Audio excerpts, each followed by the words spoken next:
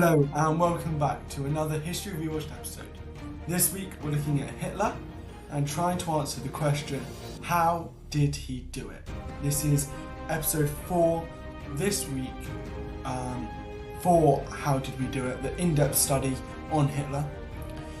Last week we did the Learn About History series. We started back up after a year of not doing them and we looked at the Civil War in America.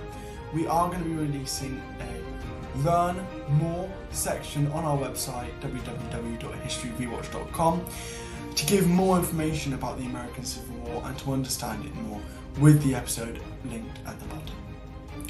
We are trying to go back to one episode a week, and over half term we will also be doing some live streams just to help all of you guys at home with GCSE stress and also to ask any questions that you have. Mock exams are coming up for both A-level and GCSEs if you're year 12 and year 13. So please do some work, do revise over this, because this can really help to understand what you need to work on so you have that time to work on it. But without further ado, let's jump straight into today's episode. So last episode we went 1918 to 1921. So let's jump forward looking at 1922 to 1928, which is just before the Wall Street crash, which happened in 1929. So, what actually happened between this 6-year period? The Munich Putsch happened. We did do an episode on this pretty early on when we started this podcast. It's where Carr and Lassault were holding a meeting along with other major people. Hitler made them join forces with him, or tried to make them join forces. He brought a pistol into the beer hall, forced them to make forces while the rest of his members took over police and military bases, but they forgot about one military base. Military basically cornered them, shot them down, and Hitler actually nearly got shot, but one of his bodyguards basically saved him. He got sentenced to jail for 5 years, however he only spent 9 months in prison. That can be seen as to do with sympathy towards Hitler or just the manipulation that he gave the judge and jury. In that time, however, Hitler wrote Mein Kampf, which was his translation to My Struggles.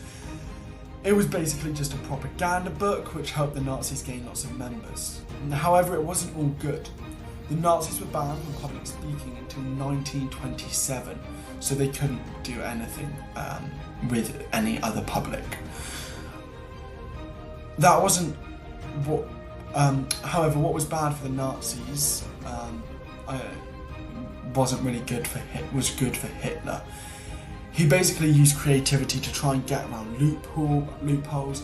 He also took the time to reorganise the party. He realised that although we can still basically have hidden meetings, we might as well try and reorganise the party to make it so that when new members join, we have the facilities to hold them. Now, I know I said I wouldn't go into 1929 at all, but it grew by 100,000, more or less 103,000 kind of members between 1925 and 1929. 100,000 members joined. 1925 it was 27,000 members, which is quite a lot to do anyway. 1929 it was 130,000. Over those 4 years, 100,000 people is so many people, especially not being able to use public speaking as an advantage. But how does that help us?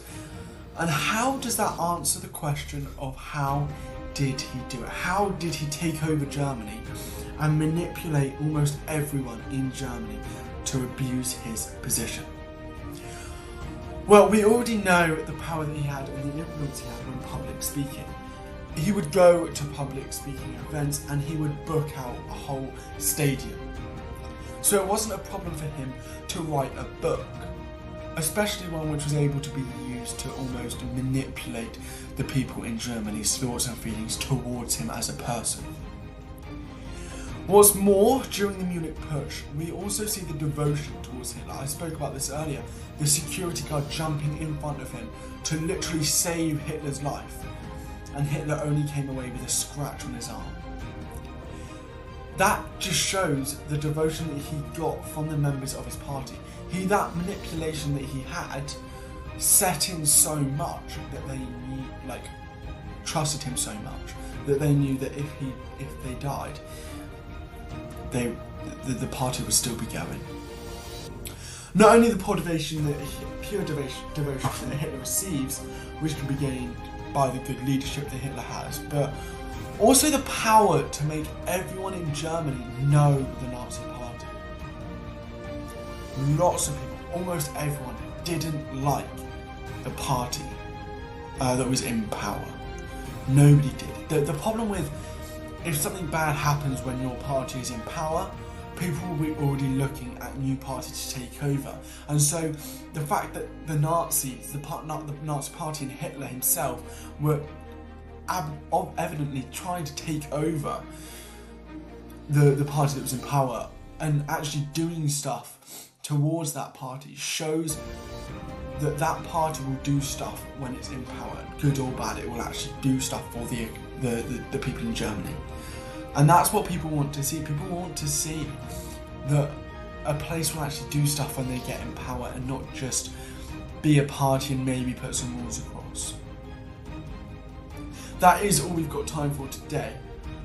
So what have we actually learned? Well, we know that he uses leadership skills to abuse his members, that they actually took their own lives to save him. But we also know that he does have a creative side. Even though he didn't get into art school, he wrote a book which manipulated what we can assume is 100,000 people to join. And he also used that creativity to reorganise the party, which again led to those 100,000 people, if not 110,000 people, to join over 4 years. So that's just the power that he has. But join us next week. We're going to be doing another Learn About History episode. We're going to look at the importance of Alaska for not only Russia, America, and also other countries. And we're actually going to look at it now as well, the importance of it today, as well as in the past when it got sold to America, and maybe even before that.